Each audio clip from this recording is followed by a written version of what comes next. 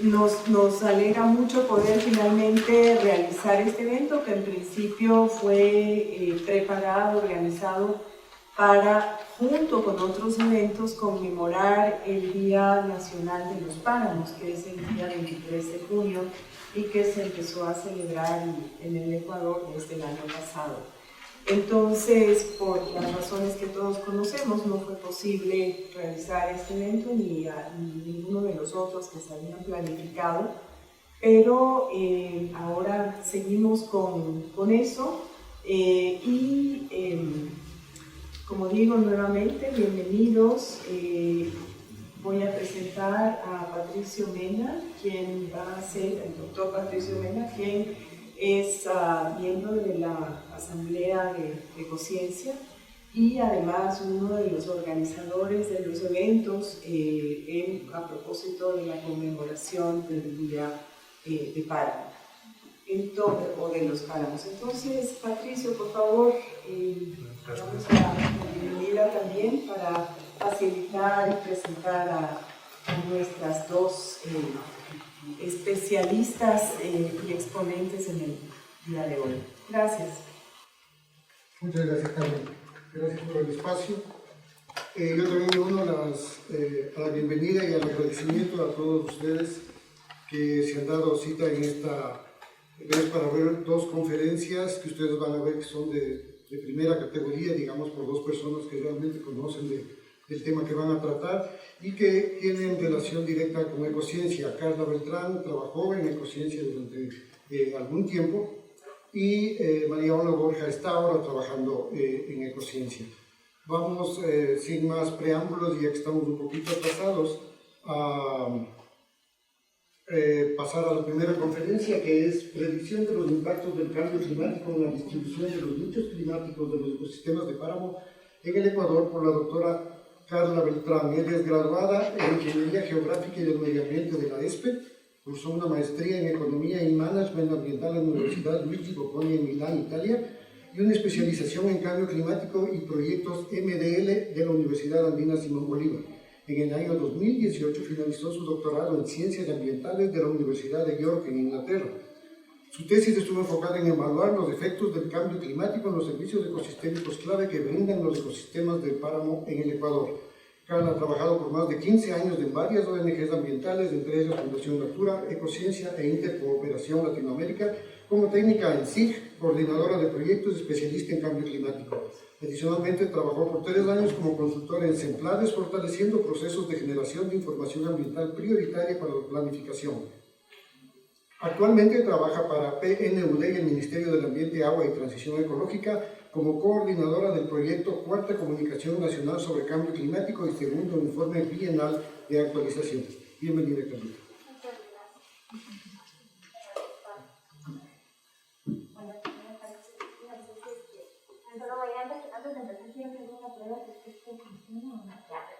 Ok, bueno, buenas tardes con todos y todas. Les agradezco muchísimo haberme brindado el espacio para presentar los resultados de mi tesis de doctorado, bueno, parte de los resultados de mi tesis de doctorado. Por temas de bioseguridad no me voy a quitar la mascarilla, pero espero que con el micrófono sí me escuchen, no sé si está claro. Ok, perfecto. Entonces, como Pato mencionó, yo tengo el agrado de volver a mi casa, que fue Ecociencia.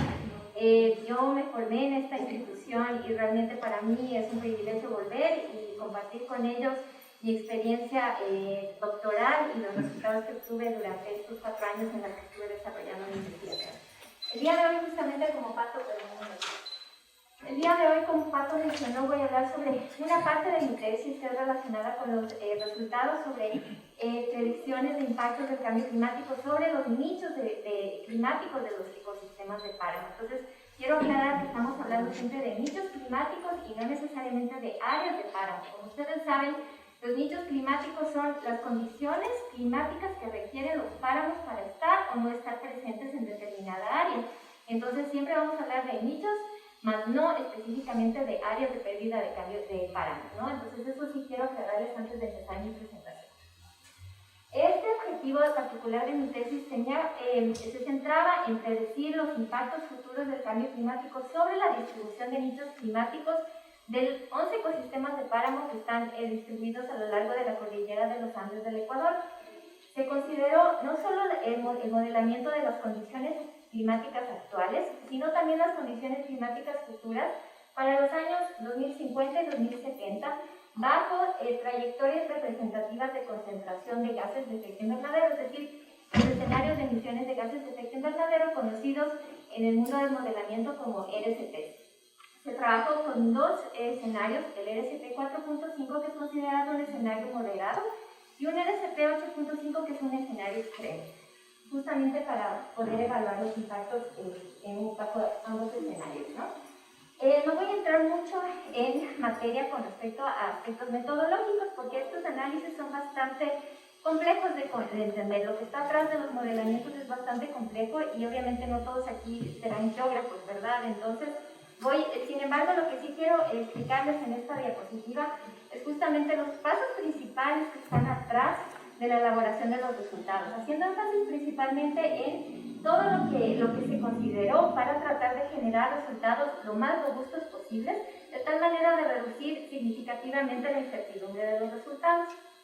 Entonces, obviamente, todo modelamiento parte con información, ¿no es cierto? Entonces, aquí se trabajó con datos climáticos de variables bioclimáticas, se trabajó con alrededor de más de 300 rasters de datos bioclimáticos, se modeló para 11 ecosistemas de páramo. Estos ecosistemas de páramo están mapeados en el mapa oficial del Ministerio, año 2013, escala 1 a 100.000. Entonces, se utilizó información oficial del Estado para representar los 11 ecosistemas de páramo ubicados en toda la cordillera de nuestro país. Estos son los 11 ecosistemas que tiene el Ecuador, no hay otros. Una vez que se obtuvo la información, se realizaron ciertas pruebas y configuraciones de parámetros. También se identificó la posibilidad de seleccionar ciertas variables bioclimáticas, en particular para determinados tipos de ecosistemas. Esto con el fin un poco de reducir el ruido que podría generar trabajar con las 19 variables bioclimáticas que están disponibles en diferentes páginas web, ¿no? Entonces, una vez que se hizo este proceso, se trabajó ya con la generación de los modelos de Maxent, ¿no? Entonces, en esta fase también se hizo evaluaciones de los parámetros internos para la utilización de este programa que muchos de ustedes han de haber escuchado, se llama Maxent, y justamente sirve para predicción de especies, ¿no? Este programa es un programa que trabaja con un principio que se llama máxima entropía, y que lo que hace es prácticamente considerar las características bioclimáticas, en este caso de los páramos, y buscar similares características en lugares donde no hay registros de presencia actualmente. Entonces, atrás de eso hay mucha estadística, mucha ciencia, pero no voy a ahondar en este tema por temas de tiempo. Pero en todo caso, la generación de modelos se hizo a través de este programa, y también, dada la cantidad de modelos y de bases con los que se tenía que trabajar, yo en la universidad conté con un apoyo justamente para tener acceso a máquinas de alta velocidad y que me permitan procesar gran cantidad de información en menor tiempo.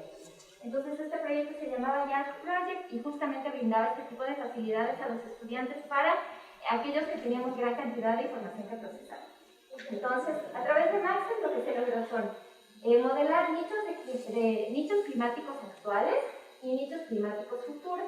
Como les expliqué al inicio, yo trabajé con 2 años, 2050-2070, justamente para tener un rango de tiempo, ¿no? Que permita ver a qué nos estamos acercando en cuanto a los impactos, ¿no? Y también trabajé con estos dos RCPs, el 4.5, que como les mencioné antes es un escenario moderado, y el 8.5, que es un escenario bastante extremo, justamente para ver los impactos económicos. Y también trabajé con 6 Global Climate Models, o GCMs, o GCMs, como se los conocen en el mundo del modelaje.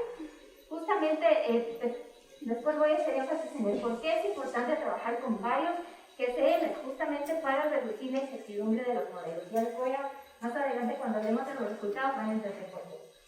En general, el modelamiento tanto de los nichos climáticos como de los futuros generaron 330 resultados, 30 por páramo. Esto tomando en cuenta que se generan nichos de climático actual y nichos climáticos futuros para todos estos parámetros que les expliqué antes. Posterior a esto, obviamente, se necesita el procesamiento de los modelos, ¿cierto? Entonces, este postprocesamiento de modelos justamente comprende la integración, la revisión de los modelos y un proceso de validación de los mismos, ¿no? Es decir, Se revisan parámetros estadísticos para ver qué tan bien está el comportamiento de esos modelos y ese tipo de detalles para garantizar que los resultados que vienen a continuación van a salir bien.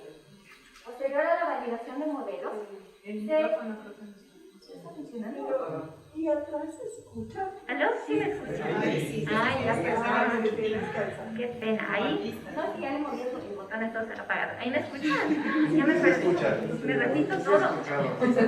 Bueno, te digo. Bueno, entonces. Bueno, espero que hayan entendido. Si no, al final, con mucho gusto me hacen preguntas, ¿ok? Entonces, bueno, después de que se hace la validación de modelos, se hace la generación de modelos de consenso. Estos modelos de consenso son bastante importantes justamente porque engloban la integración de los modelos, de los resultados independientes para los 6 modelos globales de clima y eso tiene los consensos, ¿no? ¿Cuántos de esos modelos realmente dijeron que sí había presencia de un nicho climático y cuántos dijeron que no y así sucesivamente? Cuando vean los resultados, más adelante van a entender esta parte y la importancia de generar modelos de consenso. Y finalmente, de este proceso se obtuvieron 11 modelos de nicho climático actual, uno por cada uno de los ecosistemas de páramo, y 44 modelos de nicho futuro. Serían para los 2 años de modelamiento y para los 2 LCPs. Este es el área de modelamiento. Le puse aquí como para que ustedes puedan ubicarse, ¿no es cierto? Este es las áreas con amarillo más oscuro son los páramos, la ubicación de los páramos actualmente en la región. Y el área amarilla un poco más bajita es la región biogeográfica de los Andes. Entonces, generalmente en modelos de este tipo es mejor trabajar con un área mucho más grande, a pesar de que ya sabemos que que los páramos están ubicados en los Andes, siempre es bueno darle cierta flexibilidad al modelo para que prediga incluso cosas que tal vez puedan o no puedan llegar a pasar. Entonces, por eso fue la razón por la que se utilizó esa área un poquito más grande. Estas son las 19 variables que se utilizaron, las 19 variables bioclimáticas. Son 11 ecosistemas, ¿verdad? Algunos de ellos tienen una distribución muchísimo más ampliada, por lo tanto, la literatura recomendaba utilizar las 19 variables bioclimáticas y dejar que el programa internamente seleccione cuáles son las más ideales para poder hacer el modelamiento. Mientras que aquellos ecosistemas que tenían restricciones, áreas más restringidas, la literatura sugiere utilizar sets de variables un poquito más restringidas. Entonces, aquellas que tienen asterisco son las 7 variables que se utilizaron para modelos de páramos con vegetación un poco más restringida. En general, las variables bioclimáticas, como ustedes pueden ver, contemplan todo este tipo de parámetros, ¿no? Precipitación, temperatura media, isotermalidad, etcétera, etcétera, ¿no? Entonces, todas estas variables que son determinantes de los nichos climáticos de los páramos, ¿no? Este es un mapa que representa los 11 ecosistemas de páramo que tenemos en nuestro país. Aquí están sus codificaciones, debido a que, como ustedes pueden ver, los nombres son bastante complejos, ¿no? Esta es la nomenclatura oficial que maneja el Ministerio del Ambiente para caracterizar los 11 ecosistemas de páramo que existen en nuestro país, y estos son sus códigos respectivos. Van a ver estos códigos principalmente en los resultados, porque, como ustedes saben, los nombres son bastante largos y difíciles de manejar. Sin embargo, lo que quiero resaltar aquí estas son las áreas reales mapeadas para los diferentes ecosistemas de páramo. Como ustedes ven, hay ecosistemas de áreas bastante restringidas hasta ecosistemas con áreas bastante dispersas, ¿no? Que son bastante amplias, ¿no? Entre esos, el famoso herbazal de páramo, que es uno de los ecosistemas predominantes en los Andes del Ecuador. Y bueno, me atrevería a decir que en la mayoría de los ecosistemas de páramo de la región. En función del área de mapeo, entonces se generan los registros de presencia para los modelos, por lo tanto, a menor área, menor número de registros de presencia para el modelamiento, ¿no? Vamos a los resultados, que yo creo que es lo que más les interesa. Lo primero que se evalúa, como les comentaba, es estadísticamente que también se comportaron los modelos. Como ustedes se fijan aquí, uno de los indicadores claves para evaluar qué tan bueno estuvo el modelo es este indicador AUC. Es un indicador estadístico que, mientras más se acerca a 1, el modelo es mucho más robusto, ¿no? Y se acerca mucho más al comportamiento de los registros de presencia reales de los páramos. Entonces, como ustedes se fijan, estos son los 11 páramos y estos son los resultados que se obtuvieron para la AUC. Entonces, la mayoría de los páramos, de los modelos de los páramos, tuvieron buenos comportamientos, incluyendo estos últimos, que si bien se alejan un poquito de 0,9, 0,7 sigue siendo considerado un buen modelo. En cuanto a esta tabla representa la variabilidad de los resultados, y aquí es donde, por ejemplo, yo me detengo a hacerles notar la importancia de trabajar con diferentes modelos de cambio, modelos climáticos, modelos globales de clima, exacto, estos GCMs, como se les conoce, ¿no? Entonces aquí ven los diferentes modelos, los GCMs aquí, los 6 que utilicé, y ustedes pueden visibilizar aquí, por ejemplo, los cambios en las predicciones de los nichos. En este caso estamos viendo el RSP 4.5, el más benigno, para el año 2050. Solo les puse ejemplos para que puedan visibilizar un poco los resultados, ¿no? Entonces, aquí pueden visibilizar que uno de los modelos predice 489 píxeles, que son más o menos equivalentes a 489 kilómetros cuadrados de este ecosistema en el futuro, y mientras que otros son mucho más, digamos, restringidos, ¿no? Mencionan 42 píxeles, 22, 30, etc. Entonces, sin embargo, este mismo, por ejemplo, que ven aquí, ustedes pueden visibilizar que acá, en cambio, muestra un resultado bastante similar a la mayoría de los modelos que fueron utilizados.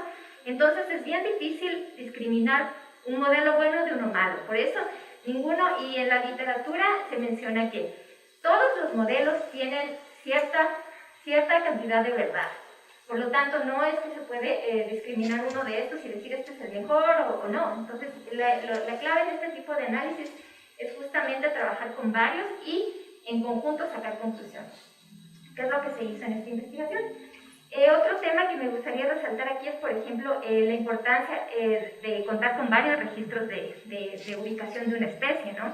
En este caso de los páramos, por ejemplo, el herbazal de páramo, que es el más predominante y que tenía más registros de especies, justamente genera áreas muchísimo más congruentes entre modelos, ¿no? Entonces es bien importante este tipo de consideraciones. A mayores registros de la especie, mucho más robustas las predicciones. Este es un ejemplo de los modelos de consenso. Les presento aquí la importancia, o más bien la utilidad de los modelos de consenso. Los modelos de consenso, como expliqué antes, son la integración de los resultados independientes que se obtuvieron para, en este caso, los 6 GCM, ¿no es cierto?, 6 modelos climáticos globales de clima. Entonces, la importancia está en que cuando uno tiene modelos de consenso, los puede juntar y lo que saca son niveles de consenso alto, niveles de consenso medio, niveles de consenso bajo. ¿Y cómo se saca? Justamente, modelos de consenso alto son aquellos en los cuales los modelos, de 6 a 5 modelos, coincidieron que existe ese píxel en el futuro. Y lo mismo, modelos de consenso medio quiere decir que 4 a 3 modelos dijeron que va a haber ese píxel de nicho climático en el futuro. Y el de bajo, en cambio, solo 2 a 1 modelo predijo esa presencia de ese píxel de nicho climático en el futuro. Entonces, esta es la utilidad de trabajar con modelos de consenso y el por qué es importante trabajar con varios. Aquí les presento ya algunos resultados de los impactos. Los impactos se trabajó en función de nicho sin cambio, nicho perdido y potencial nicho expandido. Entonces, ustedes pueden fijarse aquí, si bien no era el objetivo de mi tesis, porque mi tesis estaba enfocada en analizar independientemente cada páramo, ¿no?, y cada uno de sus nichos y sus particularidades. Sin embargo, como geógrafos siempre queremos sacar el mayor de los provechos a la información geográfica que se generó. Entonces yo saqué estas tendencias generales, nacionales, incluso pensando un poco en la planificación del Estado, ¿no?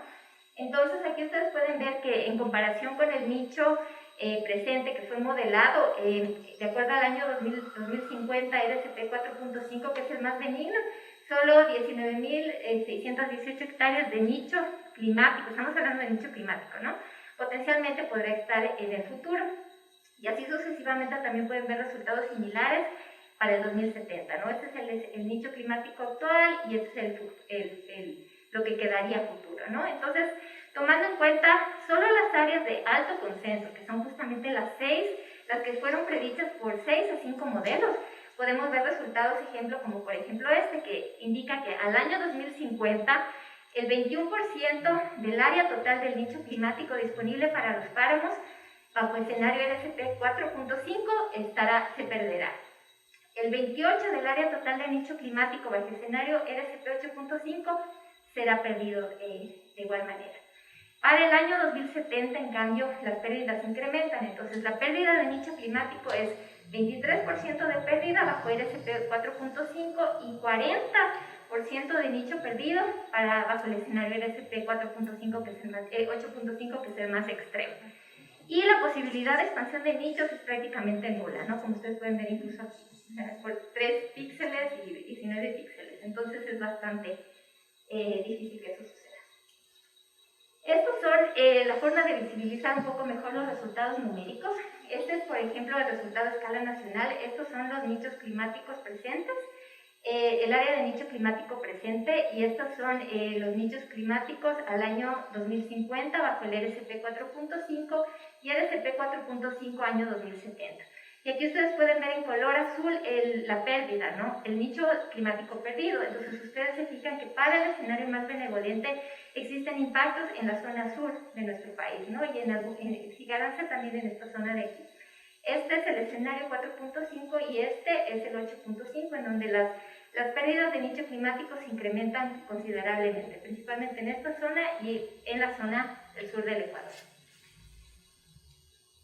Aquí a continuación les presento los resultados del impacto de nichos climáticos por tipo de páramo, ¿no? Entonces, aquí están los 11 ecosistemas. Como ustedes pueden ver, este es un ejemplo para el RCP 4.5 años 2050 y 2070. Lo que quisiera resaltar aquí es principalmente los ecosistemas que potencialmente podrían presentar total extinción de nicho climático, que son los que están aquí con el asterisco, ¿no? Y que les he subrayado aquí. Entonces, imagínense, de los 11 ecosistemas de páramo, 5 podrían llegar a total extinción de su nicho climático. Entonces, eso es bastante grave, digamos, si llega realmente a pasar, porque siempre estamos hablando de predicciones y de lo que realmente podría o no podrían llegar a pasar.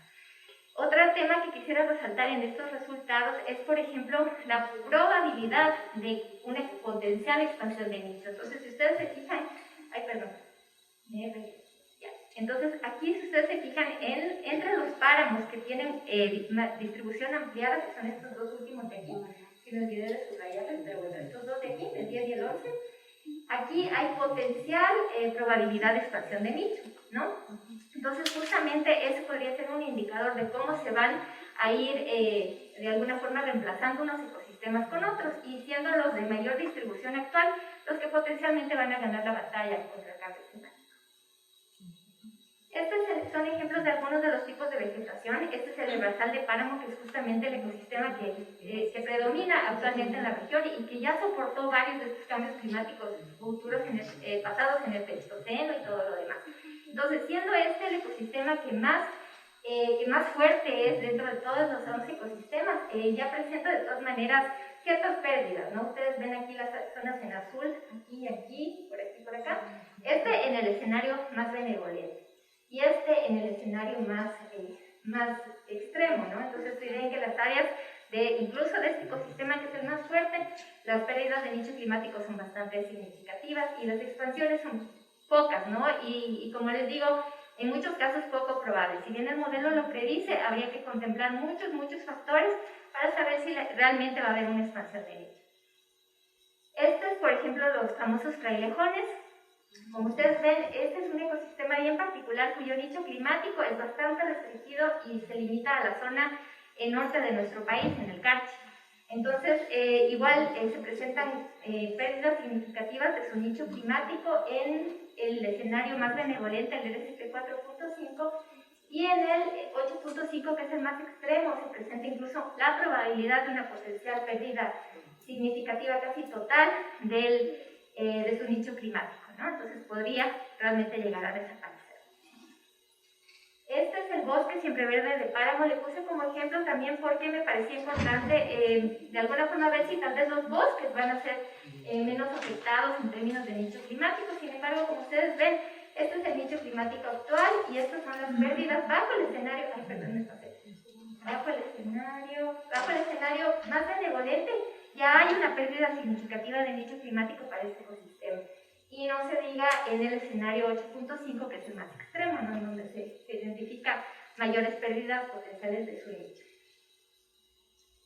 Y bueno, como conclusiones del estudio, se puede ver, ¿no es cierto?, que de 30 a 50 años los nichos climáticos de los 11 ecosistemas de páramo están en alto riesgo, ¿no? Y pueden sufrir alteraciones significativas que les conlleven incluso a la total extinción.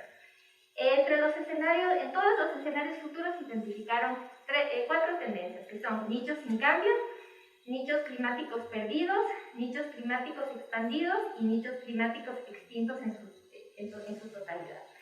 Aquí les presento unos ejemplos solo para el escenario más benevolente, porque si ustedes ya tienen una idea de lo que pasa en el escenario más benevolente, ya se imaginarán lo que pasa en el escenario mucho más extremo, ¿no? Entonces, para el 2050, por ejemplo, bajo el RSP 4.5, un ecosistema de páramo podría experimentar pérdidas menores o iguales al 25%. Este es justamente el herbazal de páramo, el que menos, entre comillas, menos afectado podría llegar a estar bajo estos escenarios de cambio climático. 3 ecosistemas de páramo, en cambio, presentan pérdidas de nicho mayores al 25 y menores al 75%. Estos son los 3 ecosistemas aquí en sus códigos, ¿no?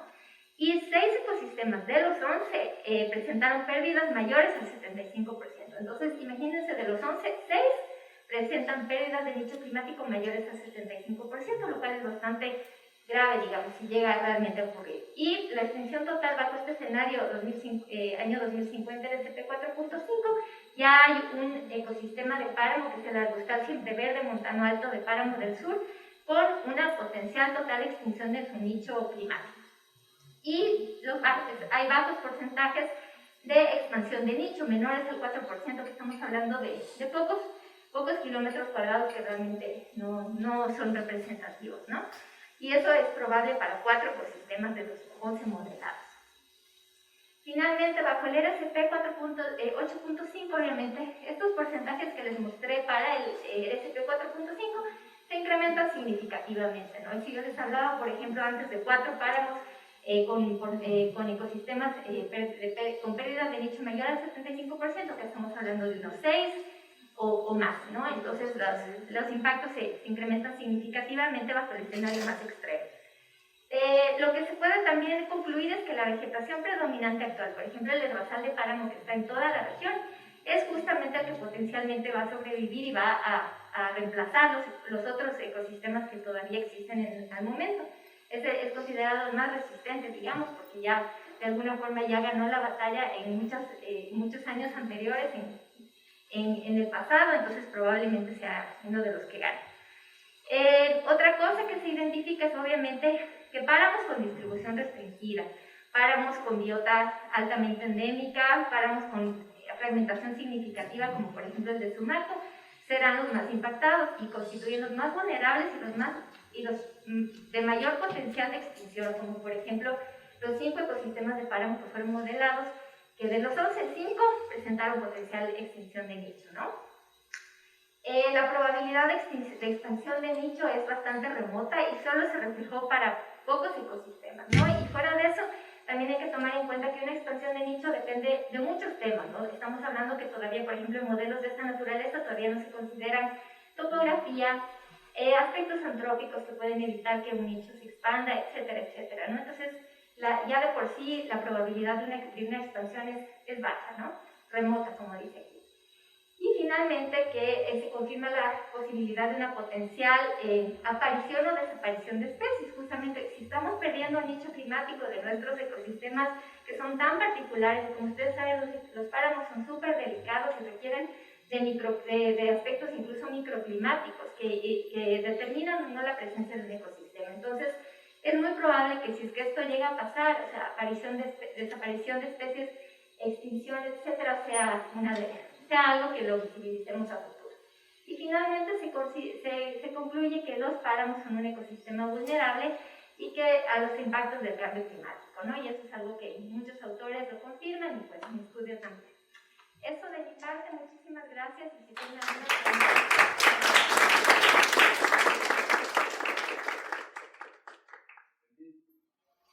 Y si que ese nicho se expande, digamos, o reemplaza, de acuerdo al cambio, a los modelos, eso quiere decir que se expande también ese nicho, como dice ahí como conclusión, que no hay expansión del nicho climáticos, creo que decía, pero si reemplaza el herbazal, se expande ese nicho, ese herbazal. O sea, los nichos climáticos son como el hábitat del ecosistema, son condiciones climáticas que determinado tipo de vegetación necesita para estar o no estar presente en un espacio. Además que los nichos climáticos en algunos aspectos son compartidos por varios ecosistemas de páramo. Entonces, muchos conviven en el mismo nicho climático, ¿no? Entonces, no es necesariamente que el uno completamente le reemplaza al otro, ni mucho menos, sino que aquí se va a dar este tipo de pelea entre la vegetación, ¿no? Entonces, aquella que tiene signos de alguna forma de ser mayor resistente, es muy posiblemente que ocupe ese nicho y le reemplace y la otra vegetación se vaya perdiendo. Entonces, no sé si con eso le aclaré un poquito.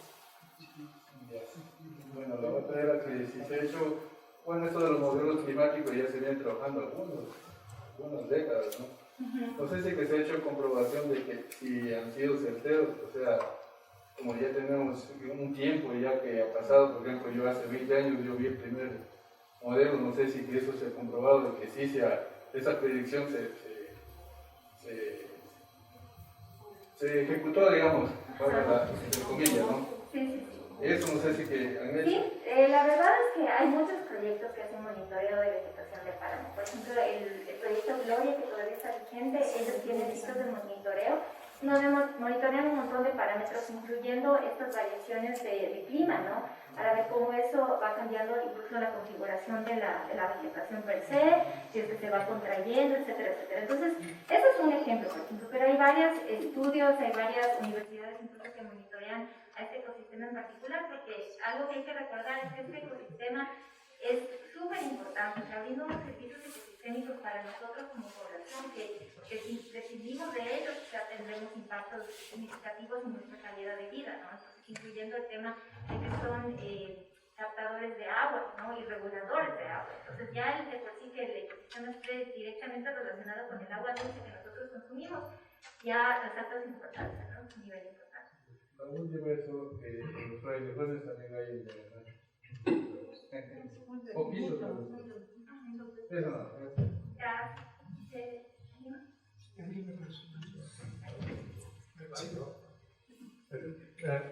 Si me permiten, porque tengo que salir ya. En primer lugar, mi felicitación por esta investigación, me parece muy interesante y veo que las predicciones son un poco sombrías, ¿no? Entonces, mi pregunta es si es que está prevista una investigación complementaria para prevenir o, mejor dicho, avisorar qué es lo que puede pasar de los impactos del cambio climático más los impactos de las actividades antrópicas que se están realizando en este rato en los páramos del Ecuador. Particularmente mi preocupación es, por ejemplo, en este rato, precisamente el Ministerio del Ambiente está autorizando actividad prospectiva minera en el páramo de Quimsacocha. El páramo de Quimsacocha es un área natural que está regulando el agua del mayor sistema hidroeléctrico del Ecuador, que es el sistema Paute, que no es una sola central hidroeléctrica, son 4 centrales hidroeléctricas, Paute, Mazar, Daniel Palacios, Damalusa. Entonces, las implicaciones de tu investigación más lo que está ocurriendo en la realidad, o sea, tienen una fuerte incidencia en lo que debe ser la política pública. Quisiera saber, en primer lugar, entonces ya para terminar, ¿va a haber una investigación complementaria con las actividades antrópicas y la mezcla de actividades antrópicas más cambio climático? ¿Cómo va eso a triturar prácticamente a los páramos, ¿no? Y luego, si es que tienen previsto hacer acciones de cara pues, a que se cambie o se adapte la política pública, porque la adaptación al cambio climático tiene que ser también una adaptación política para las áreas naturales. Eso nomás. Exacto, muchas gracias por su pregunta. Sí, justamente, bueno, obviamente esta es una tesis de doctorado que finalizó, ¿no? Entonces, hacer este tipo de investigaciones se necesita financiamiento, ¿no? Pero sí, dentro de las recomendaciones de mi tesis, yo sí coloqué que se necesita estudios complementarios, porque aquí se dice lo que potencialmente podría pasar, pero les permite de alguna forma a las autoridades identificar áreas de alta vulnerabilidad, ¿no es cierto?, a las cuales hay que implementar medidas urgentes. Entonces, dentro de mis recomendaciones está estudios complementarios justamente para identificar cuáles de estos potenciales páramos que potencialmente podríamos perder tienen una relación directa con servicios ecosistémicos como generación hidroeléctrica y generación de agua potable, etcétera, etcétera. Entonces, es obvio, ¿no? O sea, este es como el primer paso, ¿no? Se finaliza, se identifican los potenciales problemas, y aquí alguien tiene que venir, por ejemplo, las autoridades del Ministerio del Ambiente, utilizar esta información que es obvio de acceso público porque es financiado por las becas del Estado, ¿no? Y utilizar y tomarse el tiempo para planificar en función de esto. Entonces, los objetivos de este tipo de investigaciones son justamente generar información para la planificación del Estado. Entonces, eso sí son mis recomendaciones. Yo de hecho trabajo con el Ministerio, así que espero que sí llegue esto a ser utilizado. Gracias. Gracias a usted. Si había otros antes. Sí, las dos personas, Carmen y el nombre para poder continuar. Bueno, buenas tardes con todos. Gracias por la presentación. Realmente me uno a las felicitaciones por este tipo de investigación. Creo que es el punto de partida justamente para ponernos un poco a reflexionar qué estamos haciendo. Yo vengo del CONGOPE, del Consejo de Gobiernos Provinciales del Ecuador, y realmente es un gusto poder estar aquí con ustedes hoy tarde. Y realmente me gustaría hacer la pregunta: ¿qué sigue de aquí después de esta información? O sea, ¿cuáles son los siguientes pasos que puedan justamente permitir a los gobiernos locales tomar decisiones frente a posibles escenarios que realmente puedan evidenciar una pérdida de estos ecosistemas? Justamente estoy aquí con Washington Bruna y nosotros como CONGOPE estamos haciendo algunas iniciativas de un consorcio para la siembra y cosecha de agua como el CASCA, ¿no es cierto?, que nos va a permitir justamente hacerle frente y frenar estos embates al tema de cambio climático. Entonces, y también elaboramos el proyecto, seguramente de conocer el proyecto de la Unión Europea sobre políticas públicas de adaptación y mitigación del cambio climático convertidas en estrategias provinciales, que son instrumentos que han permitido o están permitiendo a los gobiernos autónomos descentralizados provinciales tomar acciones al momento de planificar. Entonces creo que hay mucha información que es útil y creo que es el momento un poco de empezar como a empatar estas acciones que están haciendo estos resultados y un poco estos escenarios que posiblemente nos van a permitir hacerle frente, tener una acción previa a no hacer nada. Entonces me gustaría saber cuál es su opinión, cuál es el siguiente paso después de todo este estudio y todo este escenario que usted nos ha presentado un poco para que los actores del territorio tomemos la batuta y podamos ya emprender acciones que nos permitan aterrizar estas iniciativas en cosas muy puntuales. Claro, exactamente. O sea, la puesta en práctica de la utilidad de la información como esta es justamente que sea de utilidad a los GAS, y al CONGOPE y al resto de instituciones que tienen la posibilidad de implementar acciones en territorio. Entonces, justamente el hecho de presentar resultados nacionales, ustedes pueden ubicar las especificidades de su territorio e identificar, ok, mi páramo está aquí, yo dependo de este páramo para agua potable, dependo de este páramo para energía hidroeléctrica. Entonces, ok, ¿qué dicen de este páramo que está ubicado aquí, acá y por allá? ¿Cuánta área se predice bajo el escenario, incluso manejándolo, siendo un poco, digamos, discretos, ¿no? Y decir, ok, para el escenario más benévolo, ¿qué va a pasar con mi páramo? ¿Por qué les digo esto? Porque más allá de lo que puede, como no puede pasar, porque aquí hay siempre un alto nivel de incertidumbre, esto ya sirve para planificación. Porque si bien el impacto puede o no puede llegar a ser tan fuerte, ya nos permite tener una idea de dónde debemos implementar acciones y también complementar estudios, ¿no? Y decir, ok, voy a implementar esto, porque aquí la clave, por ejemplo, para protegernos un poco y reducir un poco el impacto de lo que puede pasar es la implementación de medidas, por ejemplo, corredores entre páramos que son de importancia para determinado sitio, reforestación para especies nativas, etcétera, etcétera, ¿no? Y reducción de impactos y todo lo demás. Entonces, aquí es la hora de poner en práctica. La información tienen, ahora poner en práctica con las iniciativas en territorio. Sí. De igual manera, quiero agradecer la invitación que ha hecho de Provincia para participar de este tan grandioso evento que venimos a recibir esta información de mucha valía. Exactamente, el estudio como que corrobora a lo que está pasando allá en los páramos y específicamente en el ecosistema, el basal del páramo, que sí es una preocupación bastante fuerte, siendo que está quizás entre los ecosistemas de mayor altura, son los que mayor reserva de agua pueden tener para los diferentes usos. Quizás frente a estas predicciones, ¿cuál va a ser el comportamiento de ciertas especies, tanto en especial vegetales, diría yo, porque se ha visto en algunos ecosistemas donde azorelas, por ejemplo, están a manera de estrangulamiento los pajonales, y claro, van acabando con el pajonal y va cubriendo todos a partir de estas especies. ¿Qué es lo que va a pasar con esto en términos de retención de agua? Sí es una preocupación bastante grande, y eso se está dando en especial en la cordillera occidental. Exacto. Sí, o sea, ya hay indicadores, exacto, visibilizados in situ, digamos, ¿no? Entonces sí, en realidad se confirma muchas cosas que ya de alguna forma están experimentando los páramos, ¿no? Tiene toda la razón. Buenas tardes, gracias por la invitación y por la presentación. Soy Roosevelt Chapalbay, asesor de la Comisión de Biodiversidad de la Asamblea Nacional. La Asamblea hace años atrás emitió la resolución declarando el Día Nacional del Páramo, y también ahora con el Ministerio del Ambiente está en la elaboración del Plan Nacional de Páramo, ¿no? Y también meses atrás el legislador Vallejo presentó un proyecto para una ley de justicia y protección de los páramos del Ecuador.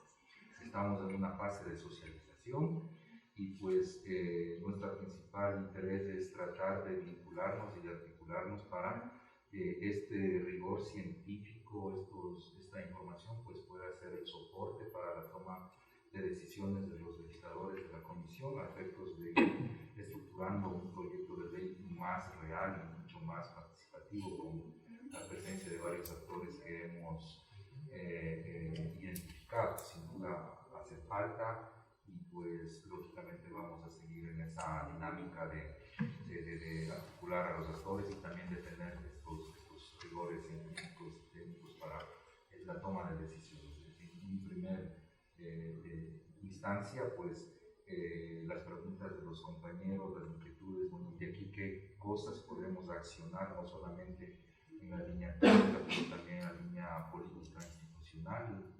Pues la Asamblea está empeñada en que ese proyecto sea lo más completo, lo más legítimo con los actores, y pues vamos, creo, a seguir coordinando y articulando ese comentario. Sí, muchísimas gracias. Sí, yo deseo éxitos en ese proceso, y más bien, como usted dice, lo mejor es decisiones y planteamientos informados. Entonces, de hecho, aprovecho para decirles que mi tesis está disponible en este link que se incluye ahí, y entonces si ustedes quieren tener acceso a los resultados y a mayor detalle, a los mapas, etcétera, y visibilizarlos de mejor manera, están aquí disponibles. Y también ahí, dentro de los otros objetivos de mi tesis, está justamente un análisis del aumento de frontera agrícola en los páramos, modelado para tres de los principales cultivos, que son papa, quinoa y uno que se me escapa, ya no me acuerdo. Pero bueno, en todo caso, los resultados están aquí, así que yo generé esta investigación justamente para mi país. Así que mientras más lo pueden utilizar, aquí está el acceso. Y de todas maneras también está aquí mi correo, así que cualquier duda, si algo yo les puedo ayudar. Una pregunta, Carla. Yo supongo que por la cantidad de información que se genera para el modelo, hay un número alto de indicadores y variables climáticas, edafológicas con las que se construyó el modelo. ¿Es posible tener una idea actualmente hoy qué de lo que hacemos, justo lo que decían varios compañeros con los fondos de agua, los gobiernos provinciales, qué cantidad de indicadores se deberían mantener en monitoreo para que lo que decía alguien de los colegas, poder ir contrastando que los modelos se cumplen con datos que en un periodo, no sé si usted dice 6 meses, un año, que cada qué tiempo deberían hacerse al menos, que variables monitoreos constantes para irle dando fuerza y robustez al modelo. Bueno, yo no soy especialista en monitoreo, tampoco soy bióloga, pero por ejemplo los protocolos de monitoreo de los ecosistemas están establecidos justamente por proyectos, por ejemplo, como el de Gloria. Gloria tiene su protocolo de monitoreo y monitorea determinados parámetros para ir viendo los cambios. No les podría decir exactamente qué parámetros monitorear, pero obviamente, si ustedes se fijaron, estamos hablando de modelamiento, no es monitoreo in situ, por ejemplo, que se utilizó en la generación de estos modelos, por eso tiene su nivel de incertidumbre.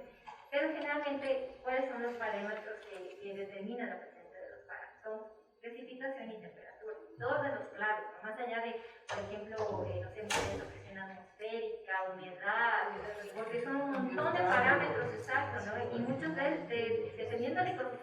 una insensibilidad para un parámetro u otro. Entonces, de ahí la importancia de hacer monitores in situ, con conocimiento local y con conocimiento científico, ¿no? Gracias. Sí, rápidamente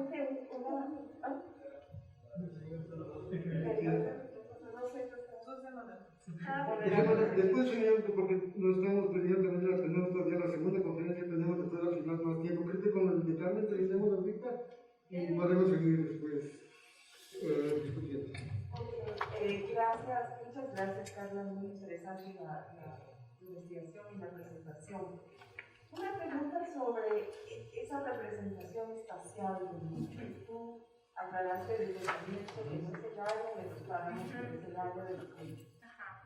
Dos cosas ahí. Podríamos entonces entender que de alguna manera el resultado, esa representación espacial del nicho, es una distribución potencial de estos diferentes tipos de parámetros. De modo que si tú comparases incluso en el escenario actual, ¿no? Esas extensiones, esa distribución, con la presencia de páramos de acuerdo a los mapas. De hecho, vamos a presentar no de páramos, pero de glaciares, de ecociencia generamos información de los diferentes tipos de cobertura. Si se comparase la cobertura actual de los páramos, seguramente sería menor la extensión de los nichos. Claro que sí. Para empezar, los mapas son generados con píxeles de 1 kilómetro. Eso ya de alguna forma, ustedes saben, estamos hablando de ecosistemas que tienen, ¿cómo les digo? Que deberíamos trabajar con una microescala casi, porque son influenciados por microclimas, que es información que no tenemos, ¿no? Entonces aquí lo que se trabaja es con información disponible que se tiene a nivel global, a nivel local, etc. Entonces siempre hay esos limitantes. Entonces, además que estos modelos generalmente también tienen tendencia de sobrepredicción y ¿cómo se llama? Y lo contrario, ¿cierto? Que es subpredicción, exacto, por llamarlo de alguna manera. Entonces, siempre hay un rango también ahí que tal vez en algunos hubo unos, me invento, 100 píxeles más predichos para determinar, cuando en la realidad esos píxeles tal vez no lleguen a aparecer, digamos, en la realidad o estar presentes en el escenario real, ¿no? Entonces siempre se maneja in situ, o sea, sí estamos hablando aquí de nichos climáticos con píxeles de 1 kilómetro de resolución, por lo tanto sí, en la realidad estamos siempre con este rango solo de referencia, digamos, ¿no? De las áreas de nicho climático potencial. Sí, y solo como comentario rápidamente con respecto a algunos de los comentarios también hechos por los aquí presentes. Para nosotros como Ecociencia, si podemos facilitar no solo en este tipo de espacios el intercambio de información, sino donde nos llamen para poder facilitar la presencia, bueno, la presentación de datos, el conectar con colegas especialistas en ciertas materias y que podamos de alguna manera facilitar ese diálogo, estamos muy, muy encantados de hacerlo. Muchas gracias. Muchas gracias. Muchas gracias. Quería resaltar el hecho de que, a pesar de que hubo un pequeño problema de convocatoria, digamos, por el atraso que hubo con lo que todos conocemos, esto debía haberse llevado a cabo durante la semana del Día Nacional del Páramo, el 23 de junio, pero estamos haciendo ¿qué dije? El Día Nacional de los Páramos, sí, así se llama, el 23 de junio. Sin embargo, creemos que a pesar de que la asistencia podría parecer un poco reducida, digamos, sin embargo, creemos que, más allá de cuánta gente hay, creemos que hay una gente sumamente interesante, sumamente importante, sumamente diversa, además, y eso nos llena de orgullo, por un lado, y también de esperanza, porque los páramos siguen concitando el interés, por obvias razones, y el hecho de que estén aquí representadas varias entidades estatales, por ejemplo, es realmente motivante, ¿no? Aparte de todas las otras personas, de todos los otros sectores que están obviamente representados aquí. Bueno, me van a permitir presentar a María Olga Borja. Ella es graduada en Ecología Aplicada de la Universidad San Francisco de Quito, realizó estudios en la Universidad de Wisconsin en Madison y es candidata a MSc en Sistemas de Información Geográfica de la Universidad de Salzburgo. Forma parte del equipo de Fundación Ecociencia desde 2014. Actualmente es la coordinadora técnica del proyecto para el monitoreo de la cobertura y uso del suelo MAP Biomas Amazonía para Ecuador. Su participación incluye 3 colecciones publicadas de mapas anuales de MAP Biomas Amazonía, junto con la generación de los datos y análisis de deforestación en la Amazonía ecuatoriana que se realizan en el marco de la Red Amazónica de Información Socioambiental Georreferenciada RAIS. Actualmente coordina la generación de datos para la 4ª colección de mapas de MAP Biomas y la expansión de MAP Biomas al resto del territorio continental del Ecuador. Bienvenido.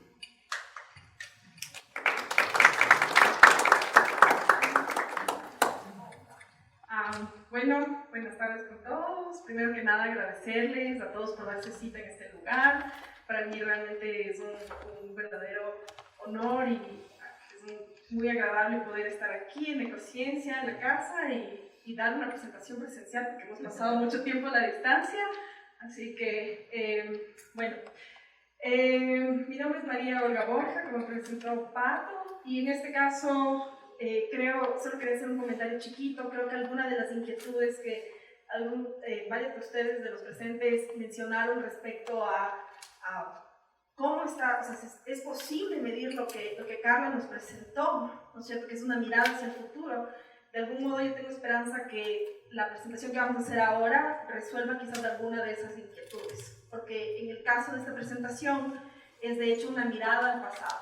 Nos partimos de un monitoreo del año 85 anual en adelante y de algún modo creo que, aunque no hemos planteado una investigación conjunta como alguien sugería por ahí, creo que sí sería muy oportuno hacer. Entonces, bueno, en este caso yo tengo la oportunidad de presentar los resultados, pero realmente formamos un equipo de por lo menos 5 personas. Está Wagner, Cristina, Silvia y Rodrigo, y juntos somos los quienes trabajamos detrás de esto. Antes que nada quería dar un contexto, salirme un poquito del tema de páramos y dar un contexto de qué es el proyecto MAP Biomas. Quería contarles que somos iniciativas de mapeo de cobertura y uso del suelo. En este momento existimos 7 iniciativas. La que trabajamos en Ecuador se llama MAP Biomas Amazonía. La coordinación es de RAIS y hay co-creadores en cada país. Pero en este momento somos 7 iniciativas, estamos en expansión, estamos creciendo en cuanto a las instituciones que generamos esta información. Queremos que siga de ese modo. MAP Biomas Amazonía es un proyecto de mapeo espacial, pero esta parte es importante también, de monitoreo temporal. Entonces hacemos el monitoreo, como les dije, desde el año 85 anualmente, año a año, y vamos viendo qué va cambiando. En este momento de la Amazonía, pero estamos expandiendo al resto del Ecuador. Y nuestra metodología es bastante simple. Generamos información de cobertura del suelo a partir de información satelital. ¿Sí? Tenemos una riqueza, una biblioteca de imágenes satelitales que han sido adquiridas desde el año 85 y que por limitaciones de metodología no han podido ser aprovechadas hasta ahora, que hay tecnologías de procesamiento en la nube que nos permiten transformar esa información satelital en mapas temáticos de cobertura. Y hablamos así de coberturas naturales y también de usos del suelo. Escuché también algunos de ustedes hablaban, bueno, cómo están influyendo los usos antrópicos. Nuestro interés es precisamente hacer ese seguimiento a las coberturas naturales y a los usos antrópicos. Generamos entonces mapas de coberturas del suelo, de los cuales obtenemos estadísticas, entendemos su cambio temporal a lo largo del tiempo, cómo va cambiando, ¿no es cierto? Extraemos estadísticas, cómo estuvo compuesto año a año, y estimamos la calidad, hacemos un proceso de estimación de la precisión. Por ejemplo, hemos generado 3 colecciones ya de mapas anuales. Estamos trabajando en la 4ª, que va a expandirse hasta el año 2022, y con cada uno intentamos mejorar la calidad de nuestro dato.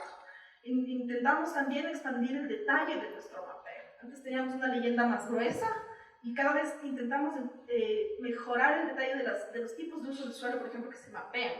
Antes teníamos, vamos a decir, por ejemplo, la clase bosque. Si es que hablamos que esta es toda la cuenca amazónica compartida por 9 países, aquí está el Ecuador, ¿sí? Nuestra porción, 1.5% de la cuenca amazónica. Antes teníamos una leyenda muy simple: bosque, uso agropecuario, formaciones naturales que no son forestales, pero ahora cada vez vamos subiendo de nivel. Tenemos datos de minería, uso agropecuario, expansión de la infraestructura. ¿Y por qué trabajamos así a nivel de cuenca amazónica? Es porque queremos tener una visión integrada e integradora de la cuenca que permita una comprensión única y comparable a lo largo de transfronteriza, básicamente. Permita precisamente generar esos datos o esos insumos para la creación de políticas públicas a nivel regional. Nuestro alcance de la cuenca amazónica parte de las cabeceras, de las nacientes de las cabeceras. Por lo tanto, la Amazonía para nosotros parte de los glaciares, de la naciente, es decir, del lago de deshielo de los glaciares. Y en este caso, aunque me invitaron a hablar sobre reducción de glaciares, me tomé la libertad de incluir un poquito de datos sobre cobertura también. Acá está una comparación, ¿no es cierto? Nuestro límite ahorita de mapeo sigue esta línea que ustedes ven aquí. Todo lo que está hacia la derecha, digamos, de esta línea es lo que hemos mapeado por ahora. Y el área andina, lo que llamamos nuestro bioma andino, es lo que está en un tono un poquito más oscuro y como pueden ver no es exactamente el límite político-administrativo. Tiene, por ejemplo, una porción que está en la provincia de Napo, una porción, bueno, está de Cotopaxi, pero no toda la provincia de Cotopaxi, y acá está casi no se ve, solo el dato del mapa. He excluido en este momento el dato de lo que sería la Amazonía baja. Y aquí, por ejemplo, ¿también? Gracias, esto está más. El primerito. Chévere. Entonces, solo para hacer una pequeñita introducción. Verdes son bosques, pero si puedo pasar el slide con este mismo.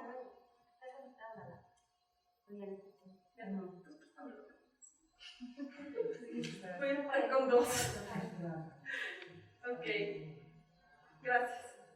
El mapa, por ejemplo, tiene verde, corresponde a bosques, ¿sí? Luego hay unos tonos que son como unos cafecitos y aquí inclusive unos verdes y unos anaranjaditos que no se alcanzan a ver y que es la categoría que nosotros hablamos de formaciones naturales no forestales. En ellas se abarcan distintos tipos de páramos. Tenemos dividido en 3 subcategorías. Las que están predominadas por herbáceas, que pueden ser varios ecosistemas según la categorización del MAE, las predominadas por arbustivas y las que están inundadas. Entonces, tenemos esas 3 categorías. Y luego tenemos en este tono como amarillito los usos antrópicos que son cultivos y áreas de pastizales. Las zonas rojas son infraestructura, ¿sí? Normalmente poblados y un poco de infraestructura asociada. Tenemos también unas zonas rojas que son zonas carentes de vegetación que pueden ser de naturaleza natural o antrópica y perdiditos por ahí, pero ahí alcanzan a ver son los glaciares. Y por supuesto agua, tenemos también mapeo de cuerpos de agua.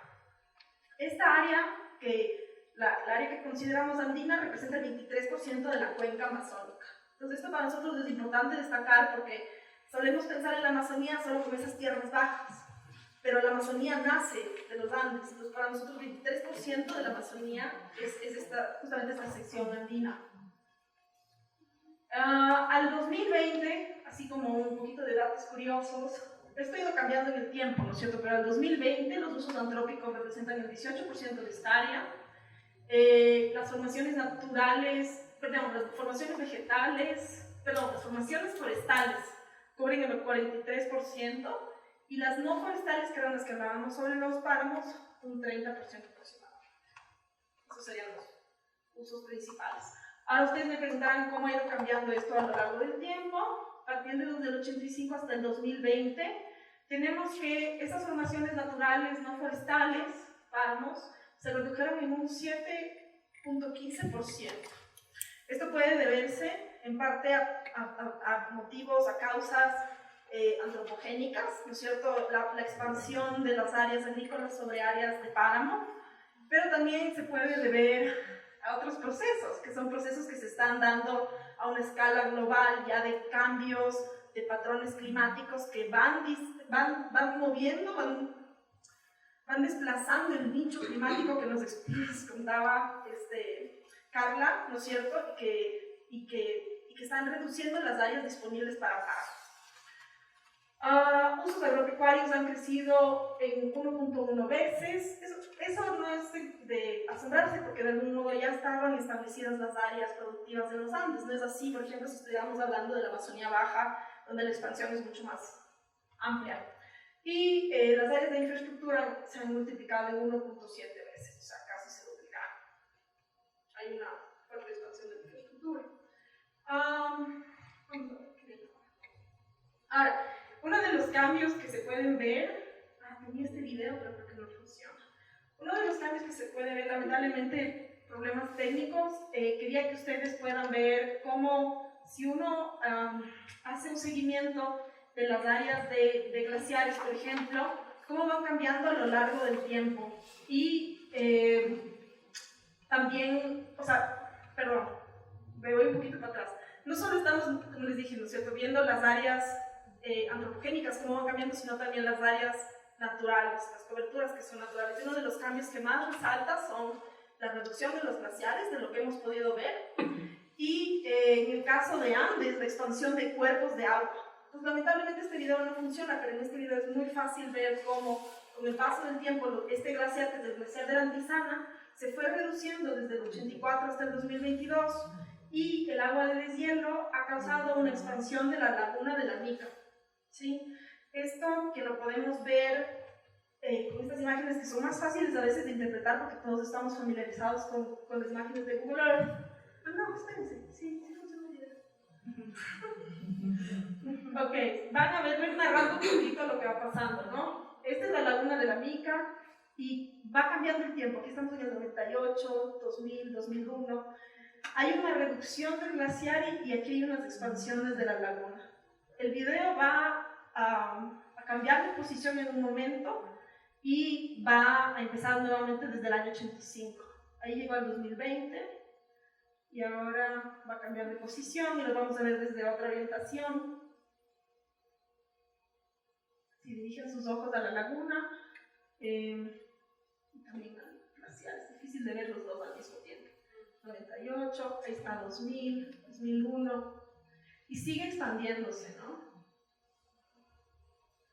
Esto que muchos de nosotros nos ayudan las imágenes satelitales a ver, mucha gente lo habla por experiencia propia, dice yo veo la laguna crecer, yo veo un área de páramo reducirse, yo veo, pero en el caso nuestro tenemos que apoyarnos de imágenes satelitales para poder respaldar esos cambios que la gente ve de un modo empírico en el campo con datos que son crudos, y ese es el trabajo que nosotros hacemos con nuestros mapas.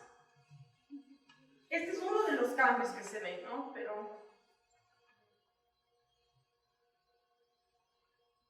Y ahí se ve, por ejemplo, el área de glaciar, como ustedes pudieron ver, queda realmente muy reducida en relación al área original. Esto es como se ven nuestros mapas en esa misma área usando las otras imágenes. Las imágenes que nosotros usamos son de 30 metros de resolución.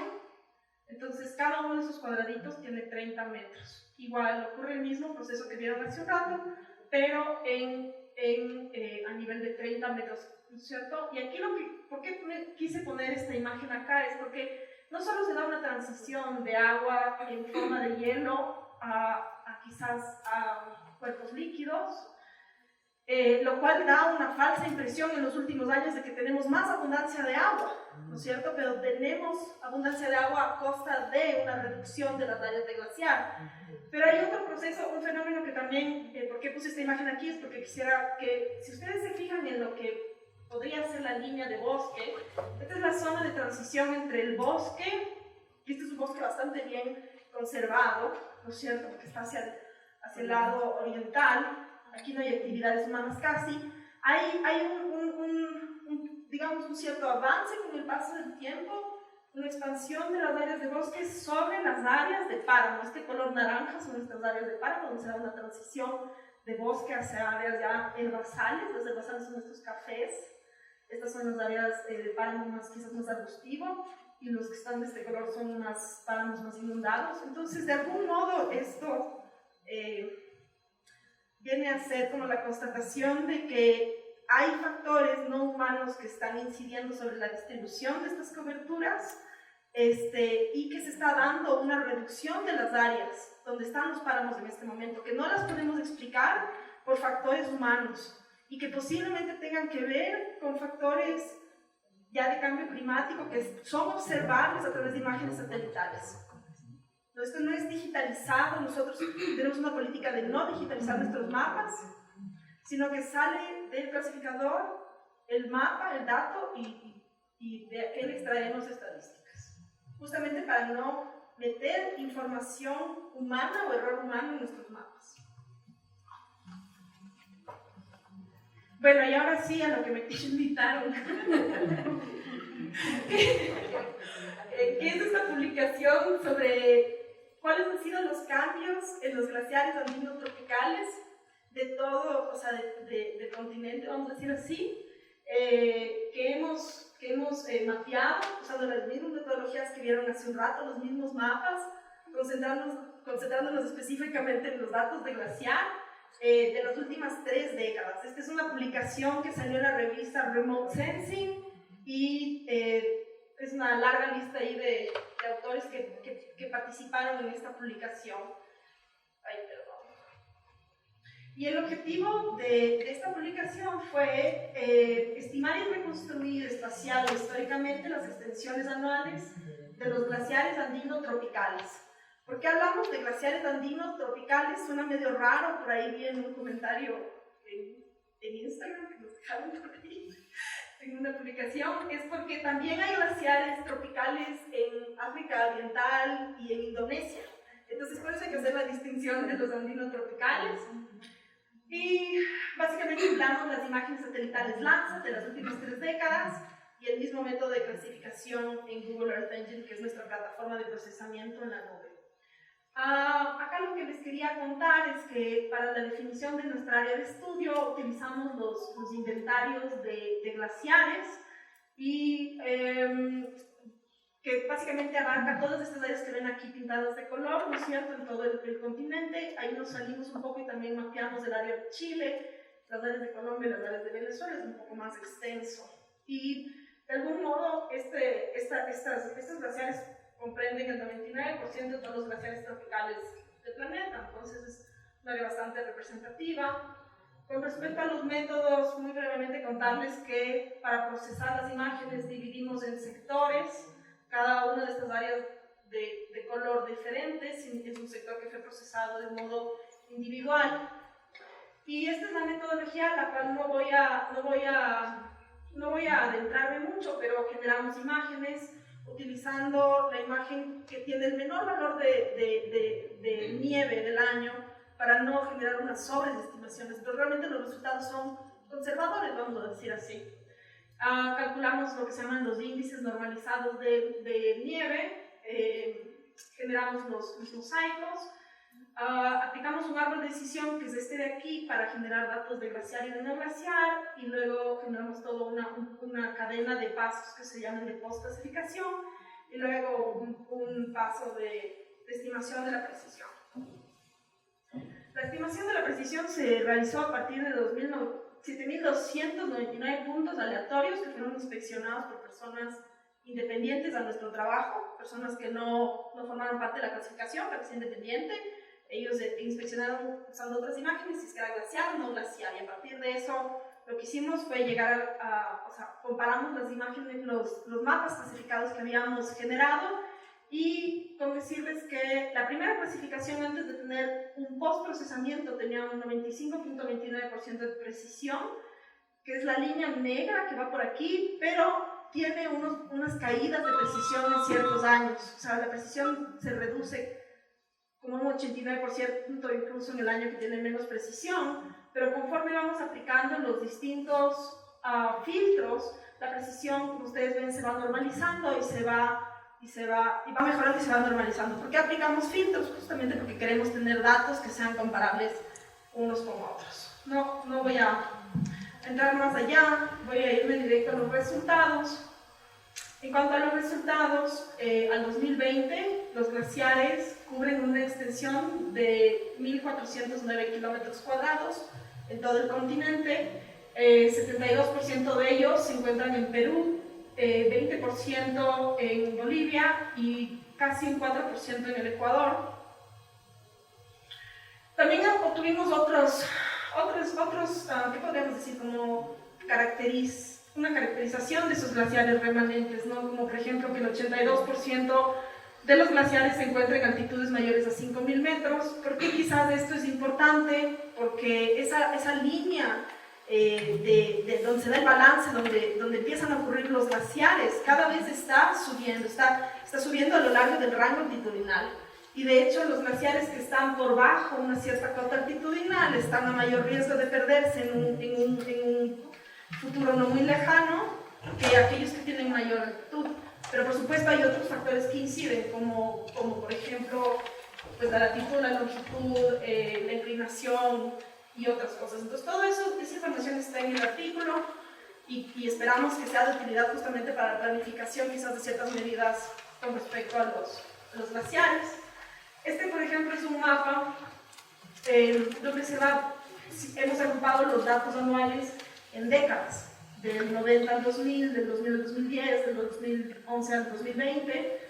Estos son los colores y de algún modo queremos comunicar cómo se va reduciendo el área de un glaciar. Este es un glaciar ubicado en Perú, en la cordillera de Vilcanota, y se va viendo cómo se va perdiendo el área. En muchas zonas se va ganando o van apareciendo lagunas de deglaciación. Para ir directo a los datos que nos interesan, los glaciares andino-tropicales están reduciendo una velocidad de 28.42 kilómetros por año. Si queremos traducir esto en algún área que nos signifique algo, piensen ustedes que 28 kilómetros cuadrados es el equivalente a 2 aeropuertos de la ciudad de Quito, de Tababel. Entonces, ese es el área que se pierde por año en toda el área estudiada.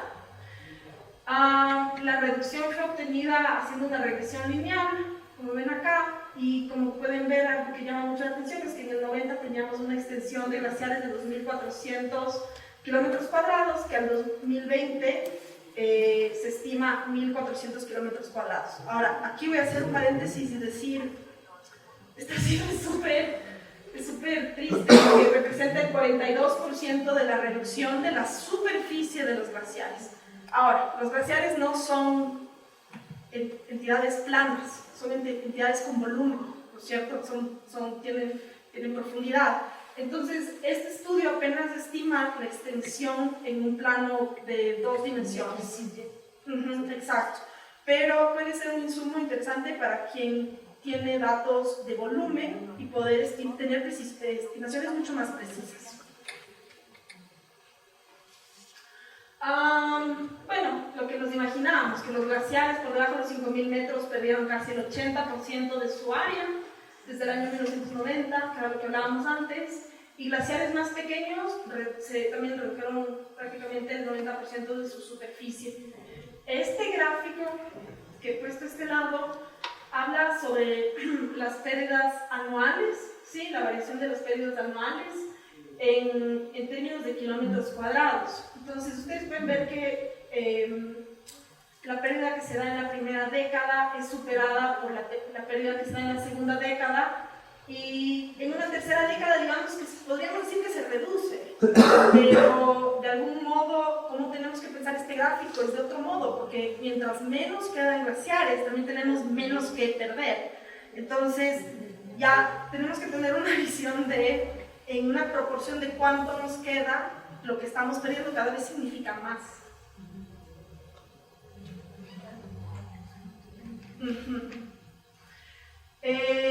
Bueno, por país, las pérdidas por país. En Ecuador perdió el 36% del área del año 90. Estos valores cambian, si ustedes se fijan, son mayores en otros países. ¿Por qué en Ecuador no es tan elevado como en los otros países? Es una especulación, pero puede ser que el hecho que nos encontramos en la línea ecuatorial influya. Sí, de algún modo. Hay países que Venezuela prácticamente ya 95% solo tenían un glaciar igual. Ya no tiene.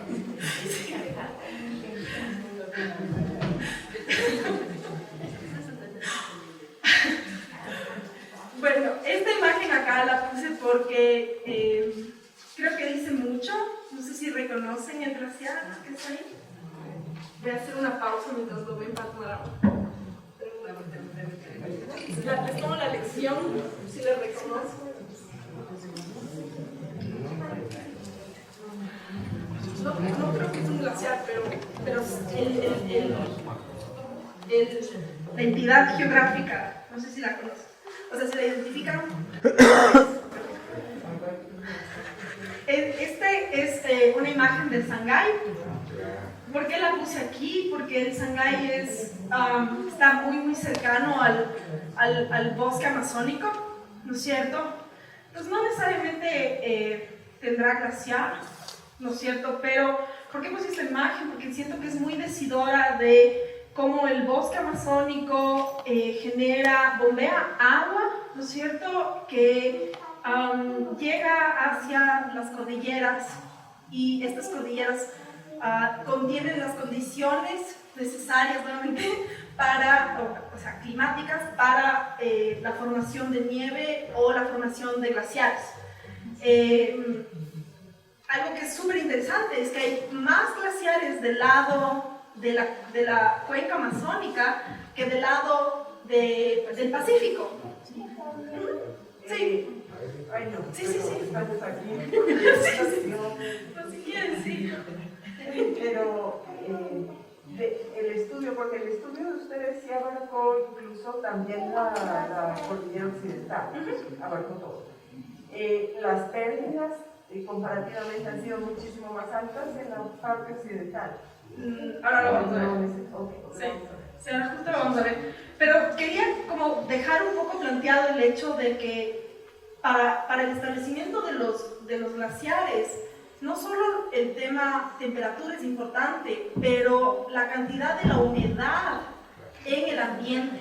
Y no necesariamente la precipitación vertical, que es la lluvia, sino la precipitación horizontal, que son justamente estas nubecillas que suben y que se posan y que llegan a condensarse. Ese es uno de los elementos más importantes. Y la bomba que genera esa precipitación horizontal son los bosques. Y donde tenemos 80% de nuestro territorio cubierto por bosques es en la Amazonía. Entonces, ahora, habiendo dicho eso, tendrá más sentido cuando yo les muestre que cuando comparamos la cuenca amazónica con la otra cuenca, estamos viendo reducciones mucho más aceleradas en la cuenca amazónica en términos de extensión que en las otras cuencas. Esto nos preocupa mucho. Ahora ustedes me dirán, bueno, pero me acabas de decir hace un rato que había más glaciares en la cuenca amazónica, entonces claro, si se pierde más en extensión de áreas, se había más. Bueno, entonces vamos a hacerlo en términos proporcionales, porcentaje de las áreas originales en el 90, y todavía vemos una diferencia marcada entre la Amazonía y la otra cuenca, en nuestro caso la otra cuenca, o las otras cuencas. Entonces, sí hay una diferencia, y sobre todo hay una relación entre los bosques de tierras bajas, el ciclo del agua, ¿no es cierto? Cómo transportan esa agua y la permanencia, ojalá, de nuestros glaciares.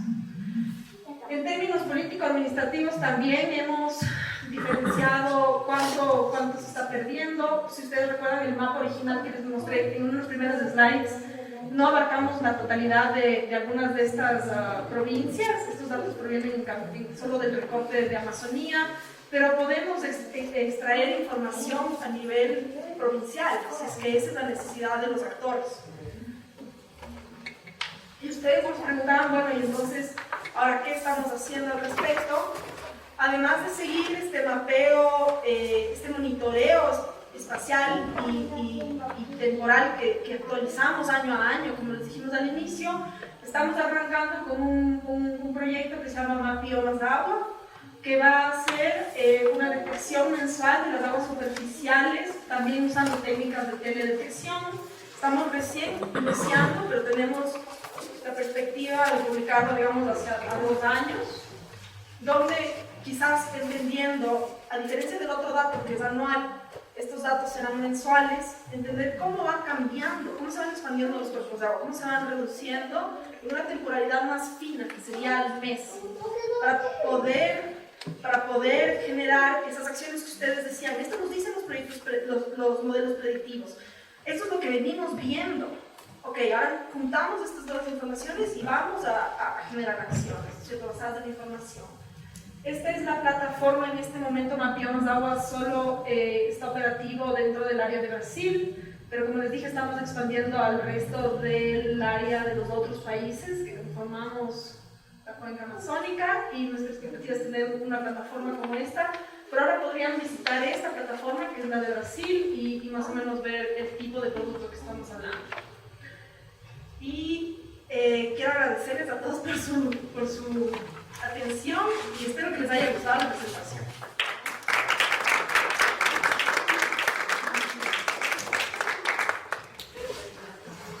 Esta última parte, muchísimas gracias, María Olga. Además, bueno, los datos nos paran un poco los pelos de punta, pero el tema de la información como una herramienta valiosa justamente para tomar decisiones y generar política pública, y además no solamente generar la política, pero que la cumplamos, ¿no? Porque a veces el Ecuador tiene miles de leyes maravillosas, pero que se quedan en el papel. Este tema del agua, justamente que dices, el agua, cuerpos de agua que se expanden o que se achican, pero sobre todo porque también muchos cambian la ruta. O sea, el agua tiene esta capacidad de, quizá no es que bajó el caudal necesariamente, pero solamente se fue por otro lado. No sé si eso, cómo piensan manejar, otra vez, porque los páramos son las esponjas de agua y todo el mundo dice, no, esto, o los reservorios de agua, pero no es que el agua se va a ningún lado, sino que ya no está el ciclo del agua es lo que se altera. Entonces quisiera ver cómo ustedes van a manejar esto de que no solamente el agua es que se fue, sino que se fue, tal vez hizo subterránea, o el río no es que no está, sino que se fue para otro lado, no baja por esa cuenca, sino por otra. No sé si me explico bien. Sí. Bueno, primero, los datos no son perfectos, son bastante perfectibles, y tenemos ciertas limitaciones en el trabajo que hacemos. Entonces, una de las limitaciones que tenemos es que trabajamos con imágenes satelitales, como dije hace un rato, que solo muestran la superficie en este momento, y con una cierta capacidad de detección que es de 30 por 30 metros. Temas como caudal, por ejemplo, claro, necesitarían análisis mucho más complejos, ¿no es cierto? Todo el tema de volumétrico, por ejemplo, es algo que nuestros datos no van a llegar a proveer, ¿no es cierto? Entonces ahí la necesidad quizás de complementar información o iniciativas de otros actores, no sé, de otras iniciativas. De hecho, tenemos limitaciones en Andes, porque en Andes los ríos empiezan a ser más delgados. Las imágenes satelitales permiten medir los cambios de los cauces de los ríos, pero tendrían que ser aguas superficiales, ¿no es cierto? No necesariamente subterráneas. Entonces, esas son las limitaciones de los datos que tenemos. Es un insumo, digamos, pero no es la totalidad del agua. Sí, no sé si, Wagner, ¿tú quieres complementar algo por ahí? No, sí, o sea, súper bien explicado. O sea, a la final, pero creo que sí sería importante en algún momento poder complementar con información de caudal, que obviamente eso ya se lo toma el campo, que las imágenes satelitales no lo pueden brindar. Me llama la atención si los datos van a integrar o se pueden integrar en las variables de mapeo densidad poblacional, porque si uno conoce que la mayor densidad poblacional en el caso del Ecuador está en la cuenca del Pacífico y es menor la densidad en la cuenca del Amazonas, en cambio es interesante que estando más gente en el Pacífico no hayamos depredado los glaciares como la del otro lado. O sea, a mí me da curiosidad desde el punto de vista de la densidad poblacional y la expansión de las manchas urbanas. Ajá. Bueno, la primera pregunta, si integraríamos datos socioeconómicos, vamos a decir así, es algo que creo que queda abierto para trabajar con otros actores, quizás que tienen justamente esas fortalezas, ¿no es cierto? Porque no vamos a poder hacer todo, Entonces la idea es justamente trabajarlo junto con otros actores que podrían tener esa información sobre datos socioeconómicos y relacionarlos o relacionarlos y relacionarlos a nuestros resultados. No necesariamente era que se perdieron menos áreas de glaciar en el lado Pacífico, sino que quizás también para empezar había menos áreas de glaciar, ¿sí? Para iniciar también ese lado de la cuenca fue transformado históricamente antes, ¿no es cierto? Las transformaciones se dieron mucho antes. Para hacer un contraste, digamos, la cuenca Pacífico-Ecuador tiene quizás 20% de bosques y el resto ya está transformado, y lo inverso ocurre en la Amazonía. Tenemos quizás 80% de bosques y solo 20% ha sido transformado a usos del suelo. Entonces, no sabemos si la historia de la transformación del Pacífico puede haber influido en los glaciares. No lo sabemos, porque no podemos ir tan atrás, ¿no es cierto? No hemos hecho no podemos ir tan atrás. Yo tengo una curiosidad antes de dar la palabra a la persona. Hay una imagen en donde se ve que el bosque que está hacia el oriente de la Antizana aparentemente crece y se come al páramo, digamos. Es decir, uno tiende a pensar que cuando el páramo desaparece se va transformando en algo menos diverso, menos interesante, digamos, ¿no? Aquí como que se da la vuelta a la cosa, o sea, uno tiene esa idea de que el páramo, que es visto como este ecosistema de altura, poco diverso, de pronto se transforma en un bosque maravilloso que está creciendo. Entonces, da esa idea medio extraña, digamos, porque uno, cuando piensa en el páramo y habla de cambio climático, dices, por ejemplo, qué bueno que el páramo se vuelva un poquito más caliente, qué bueno que el páramo se convierta en algo en donde hay como cultivar, incluso hasta los 4.000 metros. ¿Por qué no? Qué bueno, hay esos trade-offs, digamos, ¿no? Pero obviamente, el momento en que el páramo se calienta, podría hacer que tenga esa mayor capacidad de sostener ciertos cultivos, digamos, que antes solo llegaban hasta cierta altura, porque se calentó el páramo. Pero el gran problema es que el suelo del páramo, que es esta mezcla muy especial órgano-volcánica, que se mantiene como tal precisamente porque es frío y no se pudre, el momento en que se calienta, se pudre, pierde su capacidad de esponja y por lo tanto pierde toda su capacidad de retención y filtración de agua, que es lo que le hace famoso páramo, digamos, ¿no? Entonces, estos estudios me llevan a pensar que es mucho más complicada la cosa de lo que uno se puede imaginar. Es decir, el páramo, con el cambio climático, va a sufrir una serie de cambios que le harán, por un lado, transformarse en algo que ya no va a ser este ecosistema maravilloso de esponja, y por el otro lado, en el lado oriental, digamos, donde es súper húmedo, podría ser que incluso el ecosistema inferior, que está en buenas condiciones, vaya comiéndose al páramo. Lo que no estoy diciendo ni que es bueno ni que es malo, pero son unas dinámicas súper complejas cuyas consecuencias no podemos ni imaginarnos realmente, solo más o menos darnos cuenta de que algo va a pasar. Sí, no, yo estoy de acuerdo contigo. Yo creo que hay que desmitificar algunas concepciones que se pueden desagregar de un análisis, quizás por no tener suficiente información. Yo creo que es súper importante insertar esta información que tú dices, por ejemplo, Pato, como especialista de los páramos, en este tipo de mapas para comprender cuáles podrían ser las implicaciones. Una de las más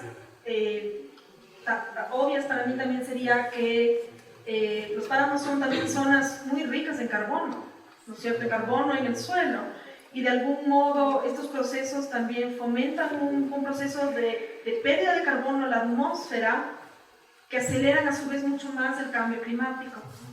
Entonces hay varias aristas desde las cuales se puede tratar este tema, que ahorita solo es un mapa, para justamente interpretarlo de un mejor modo. No solo como cambio en extensiones de área, pero ¿qué es lo que significa esto? Y ni siquiera entramos a hablar del tema de seguridad de agua y cuántas cosas, ¿sí? De las cuales dependemos, ciudades andinas. Había una pregunta. Sí. Buenas tardes.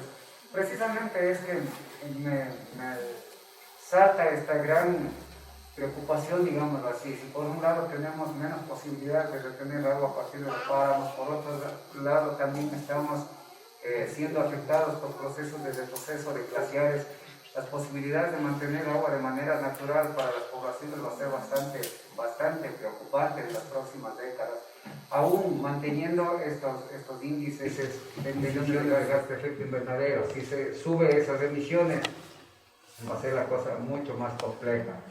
Entonces, sí es necesario de que desde las instituciones rectoras se vaya tomando en cuenta muchísimo esta información que nos facilita y que se ha visto con mucha preocupación, por ejemplo, de que uno de los glaciares aquí en el sector andino prácticamente ha desaparecido, y es el del Carihuayrazo. Claro, entonces, ¿qué va a pasar con esa población que depende de todo de estos ecosistemas, digámoslo así? ¿Qué va a pasar con los medios de vida de las poblaciones? Claro, el agua cada vez es mucho más caro, digámoslo así. Si comparamos inclusive con el barril de petróleo, es mucho más caro el agua. Pero el llegar a tener ese espacio, y yo digo la concienciación dentro de los tomadores de decisión, creo que nos falta muchísimo. Tal vez en nuestro medio creo que todos estamos sintonizados con la problemática que pasa, pero con los tomadores de decisión que están a otro nivel, creo que es necesario de que busquemos alguna estrategia de que se llegue con esa información y que las decisiones sean coherentes. No puede ser de que se establezcan zonas de minería en zonas de altísima importancia hídrica.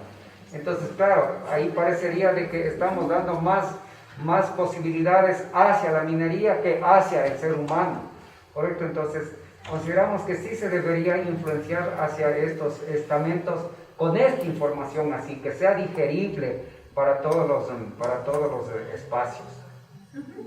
Sí, nuestro ánimo también es generar información científica, pero precisamente digerible, y en la medida en la que podamos generar productos que sirvan para esos propósitos, yo creo que en Ecociencia estaremos siempre muy dispuestos y con las puertas abiertas para trabajar y para unar esfuerzos. A pesar de que el panorama que les he mostrado es bastante sombrío y preocupante, a mí siempre me gusta mencionar que todavía tenemos, las cifras del inicio que también les mostré, todavía tenemos bastante por qué pelear. Todavía tenemos unas extensiones bastante amplias de bosque en la Amazonía, de páramos en los Andes, y que con todos estos elementos pues es quizás más necesario aún establecer mecanismos de protección, ¿no? Ya tenemos bastante del área, ustedes vieron la transformada, a veces es cuestión de utilizar esas áreas de un modo más eficiente, de irle ganando espacio a la naturaleza. En el Ecuador yo creo que somos un país así súper bendecido porque tenemos muchísima agua, pero a la vez vemos estos escenarios, y de algún modo el agua es un tema que atraviesa todos los sectores de la sociedad, ¿no es cierto? Todos dependen de ellos, hasta la educación depende del agua, porque si yo no tengo agua no puedo mandar a los niños a la escuela, porque entonces tengo que preocuparme de cómo conseguir agua, o no puedo, todos los sectores de la sociedad están atravesados por el agua. Entonces es una buena oportunidad también para trabajar al respecto sobre lo que queremos hacer. Bueno, primeramente agradecerle por la invitación de parte del Instituto Geográfico Militar. Las dos exposiciones muy claras, ¿sí? Utilizan lo que es los sistemas de información geográfica, las máquinas satelitales con los raster. Y más que una pregunta, es un criterio personal, más que una felicitación. Sí, me uno a mis antecesores que están hablando de futuros estudios con este bagaje de información que se dispone en las dos exposiciones. De alguna u otra forma, estamos en instituciones del Estado que podemos aportar con nuestro granito de arena y ver la solución para desacelerar o tomar decisiones rápidas y oportunas para que no pase según las predicciones o las predicciones lineales que nos expusieron. De antemano les agradezco por las expresiones y este es mi pequeño aporte. Gracias a ustedes por participar, por acompañarnos. Buenas tardes con todos, mi nombre es Wilmer Guachimín de Dinami. Bueno, agradecerles por la presentación y por la investigación que han realizado. Referente a la presentación que nos realizó Carla, quería una consulta referente a los escenarios tanto de RCP 45 y 85 que indicaba justamente los cambios en base a las especies que se adaptan más a las condiciones de 4.5 y 8.5 y se ve ese cambio, ¿no? Tanto en el 4.5 y más marcado en el 8.5 y ahora sí, en este caso se considera la zona de páramo, pero en el transcurso de visitas también a los páramos se ve justamente en la zona de morrena, que me imagino que en estos escenarios de esta extinción de algunas especies que se van a adaptar mejor a estas condiciones también pueden extender su avance hacia la morrena y encima. Exacto. Y la última presentación que nos realizaba, la última presentación era que justamente se ven justamente en la dinámica de la presentación actual que está ahí, es que hay justamente en las zonas de glaciares tanto hay fusión y también hay acumulación de nieve. Justamente eso se da en muchos factores. Se ha visto que es las condiciones oceano-atmosféricas, pueden ser de la Niña, la estación impermanente del Pacífico Sur o la de Bolivia, que influyen justamente en estos daños, especialmente porque cuando son niñas se observa mayor acumulación de nieve en los glaciares y posiblemente se reflejen en la información satelital que trabajar. Entonces sí sería bueno trabajar justamente también aparte de esta información y qué condiciones oceano-atmosféricas se presentaron para tener estos resultados. Eso es Muchas gracias. Bueno, de la primera parte sí, justamente cuando uno hace este tipo de modelamientos, siempre hay muchas cosas que no se pueden incluir dentro del modelamiento, ¿no? Por ejemplo,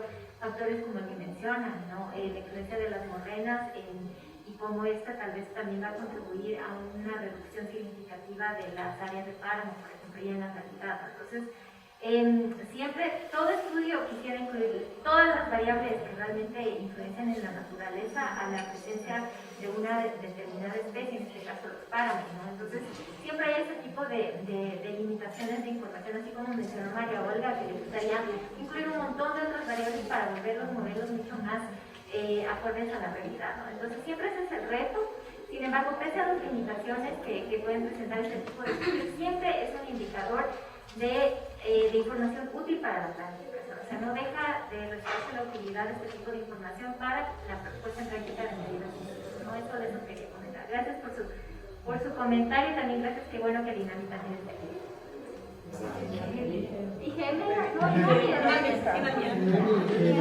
Sí, solo para comentar lo del evento de la niña, sí, hay estos daños que son atípicos, donde hay unas expansiones, ¿no? Que parecería del glaciar. Justamente cuando usamos las imágenes satelitales al inicio, quizás lo mencioné muy rápidamente, tratamos de usar la imagen con el menor valor de nieve, para justamente excluir lo que es nieve no perpetua, ¿no? Sí, ajá. Pero sí hay estos daños que son atípicos y ahí entran los datos de la cadena esta de postprocesamiento, los filtros que aplicamos al final para tratar de entender una tendencia temporal histórica. Muchas gracias. Creo que podemos terminar. ¿O una pregunta más? Sí, una pregunta. Bueno, como dice, bueno, este es un panorama sombrío y casi no es manejable, ¿no? Esto de la pérdida de los glaciares directamente, ¿no es cierto? No podemos. Pero sí, por ejemplo, yo he visto en San Juan, que era las faldas de Chimborazo, que el problema del agua, mucha agua hay en verano, cuando hay bastante sequía, bastante sol, ahí es cuando baja más agua, es algo raro, ¿no? Pero bueno, es por el deshielo, pero en Chimborazo se ha visto, por ejemplo, hacer de esto una oportunidad, o sea, dentro de lo que tiene que ver con los pasos de regulación, justamente en las tablas y en las pámpanas de Salasaca se han determinado unos reservorios, unas represas grandes para aprovechar de esta, digamos, de este deshielo, hacerle una oportunidad para tener agua para el regadío y poder distribuir. Esa es la adaptación, ¿no? Entonces, yo digo que también hay cosas que hay que aprovechar, ¿no? Muchísimas gracias por sus aportes. Creemos que si hay alguna misión que tienen la sociedad civil, las ONGs como Ecociencia, es precisamente generar información que sirva a todos los estamentos del Estado. El Estado visto como la sociedad civil, como el gobierno, como la asamblea, como los militares, como absolutamente todo lo que es el Estado. A veces tendemos a pensar que hay el Estado y la sociedad civil. No, el Estado es absolutamente todo. El gobierno es otra cosa, la asamblea es otra cosa. Todos somos parte del Estado. Y repito, creo que si hay una función que tienen las ONGs es precisamente colaborar dentro de esta membresía de la que todos somos parte como Estado en generar esta información que ayuda a tomar decisiones a todo nivel, en todas las escalas de los gobiernos, tanto desde los gobiernos parroquiales hasta el gobierno central, a nivel de la asamblea, a nivel legislativo, a nivel judicial, a todos los niveles se está generando información que debe ser utilizada de la mejor manera y para lo cual nosotros como miembros, repito, de la sociedad civil y por lo tanto del Estado, estamos muy contentos de colaborar y ojalá de una manera absolutamente organizada, digamos. Si podemos nosotros establecer alianzas, si podemos establecer convenios, si podemos establecer proyectos con todos estos estamentos, del Estado, estaremos muy felices porque al final esa es nuestra misión.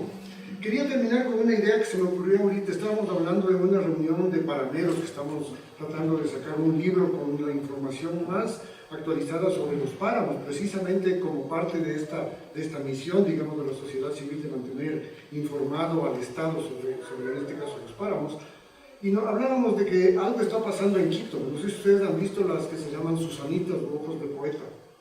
Son estas plantas que están creciendo en todo Quito, que están acabando con bosques enteros de eucaliptos. Si ustedes van a Guápulo, van a ver que prácticamente la única planta que se ve ahorita es las que se llaman susanitas o ojos de poetas, y hay otros nombres que les tienen. Eso es de alguna manera de lo que hemos estado hablando ahorita, es decir, ¿qué está pasando en Quito? Hay un cambio en el nicho climático de Quito que hace que una planta que antes era que uno le cultivaba y decía, vengan a ver mi Susanita, se me está dando bien la Susanita, ahora es, por Dios, cómo me libro de la Susanita.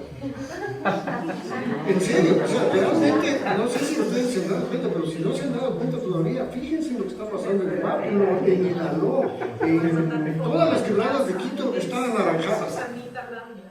Sí, Susilandia. Es impresionante. Entonces, esto que puede sonar hasta un poco chistoso, pero nos da una idea de lo que está pasando. Eso mismo, hay susanitas por todo lado. En el páramo también puedes llegar a ver este fenómeno, en donde ciertas especies van a irse, ciertas especies van a venir. Yo quería preguntarle a Carlita, no sé ahorita, pero ¿qué quiere decir exactamente que un nicho climático se extinga completamente? Es decir, que en el 2070 ya no haya ecosistema de frailejones, ya no hay el páramo de frailejones. ¿Qué quiere decir eso? Simplemente que se fueron los frailejones y de alguna manera el páramo todavía está más o menos entero, pero sin frailejones, o implica mucho más que eso. Eso tal vez queda como una pregunta que queda flotando en el aire. ¿Qué implica realmente decir que un ecosistema, o más bien que un nicho climático ecosistémico se extinguió? Quiere decir que quedó hecho eso un erial que ya no crece absolutamente nada, o que hubo un cambio tipo susanitas, digamos, como lo que está pasando ahora en Quito, y que no sabemos exactamente qué va a suceder. No solo es que las susanitas llegó, también llegaron otras plantas y otras que se fueron.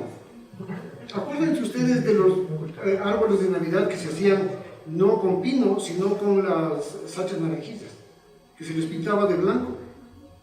¿Han visto ustedes una sacha naranjilla en los últimos 20 años? Ya no hay. Todo eso debería hacernos pensar. Son esas cosas que, como decimos, sí, yo me acuerdo del Chimborazo con un montón de glaciar. Ahora yo lo veo como una cosita chiquita y cada vez peor. Así mismo vemos que ya no hay plantas, que hay otras plantas que vienen, que van a ir. Sinsonte, por ejemplo, el sinsonte tropical, un pájaro que no estaba en Quito y ya está en Quito. ¿Es bueno? ¿Es malo? No es ni bueno ni malo, sino que habrá que ver cómo minimizar si es que hay impactos, cómo adaptarse a los impactos que de todas maneras va a haber. Pero en cualquier caso creo que estas dos conferencias nos han hecho pensar mucho, nos han hecho darnos cuenta de que la cosa, siendo grave, es manejable, que debemos colaborar, debemos compartir. Y quería entonces darles las gracias por haber estado con nosotros. Les invitamos a que se sirvan algo después de estas 2 horas, creo que bastante enriquecedoras desde mi punto de vista, y para que no solo nutran la mente, sino también el estómago, no se